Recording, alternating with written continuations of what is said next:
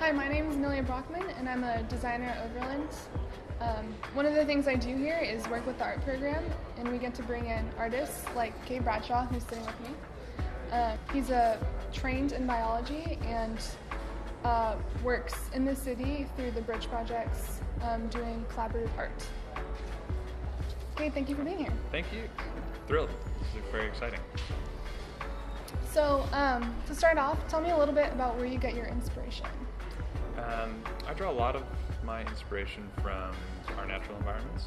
So from places I visited, I grew up in California, and so spending time camping with my family.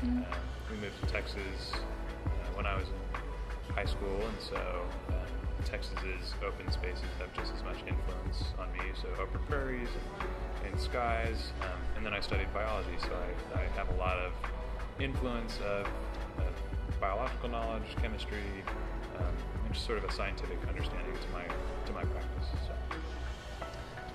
So how does that biology background come into play and translate into your work? Well, it shows up in a lot of different ways. The sugar galaxy pieces talk a little bit about the biochemistry of sugar and why it's kind of this wondrous molecule that creates everything around us. The wooden loop sculptures are more of a discourse on time and how growth through time is slow, and maybe you don't notice it in our frame of reference, but it's a very long process that kind of cycles throughout the world. So it appears in a lot of various aspects. Some more overt, some less overt.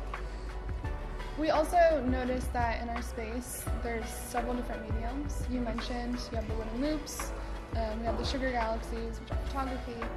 Do you want to talk about why you select certain media? Sure. All of my work is very conceptually based, so I have an idea, I try and match the form to that idea. So I just finished a series of sort of data-driven pieces based on the color of lizard stomachs, and so that piece warranted a printmaking approach as opposed to a hand painting approach, because the colors had to be really exact. And not that I couldn't get the colors exact with the brushstroke, but it was important that they were really precisely just perfect, the and repeatable, the color of that particular lizard. So I always try and match form to concept in my practice. So that necessitates a lot of different materials. Yeah, that's cool, because you're drawing from science that's super precise and exacting, and then that's translating into your work. Thank you. Which is cool. Is there a project, or are there some areas where you would say that it necessarily doesn't integrate super well or translate? I guess I'm just wondering how if it always translates that seamlessly from inspiration to product. I mean, also we only see the product. Sure. No, there's lots of failed experiment is not the right term, because by definition an experiment can't really fail. But there are lots of ideas that seem great on the outset that maybe don't pan out. So lots of trial and error is important. Architecture is the exact same way. Yeah. When we're designing, there's just a stack of trays everywhere you go, and it's a mess. Yeah. Draft 1, draft 2.